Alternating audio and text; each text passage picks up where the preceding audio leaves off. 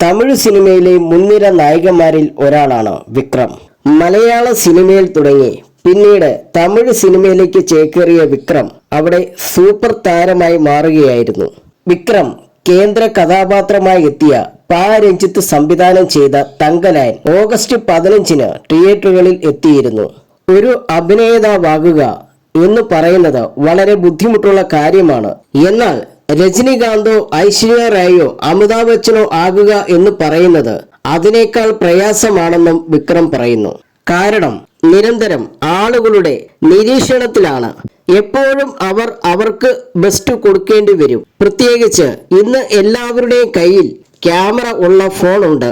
അവർ എപ്പോഴും നിങ്ങളെ മുഴുവനായും പകർത്തിക്കൊണ്ടിരിക്കും. എപ്പോഴും ആളുകൾ ഒരു മാലാഖയെ പ്രതീക്ഷിക്കും. എന്തു ചെയ്താലും വളരെ പ്രസന്നതയോടെ ചെയ്യുമെന്ന് അവർ പ്രതീക്ഷിക്കും. ഏതെങ്കിലും ഒരു സ്ഥലത്ത് ദയവ് ചെയ്തു മാറി നിൽക്കൂ എന്ന് പറഞ്ഞു കഴിഞ്ഞാൽ അയാൾ ചെയ്തത് കണ്ടോ, ഇങ്ങനെയാണോ പെരുമാറുക എന്നെല്ലാം പറഞ്ഞു വലിയ ന്യൂസ് ആക്കും. പ്രശസ്തിയുടെ വില എന്ന് പറയുന്നത് വളരെ വലുതാണ്. നിങ്ങളൊരു സ്റ്റാറാണ്, അഭിനേതാവാണ്, ആക്ടറാണ് എന്നൊന്നുമല്ല പ്രധാനപ്പെട്ട കാര്യം.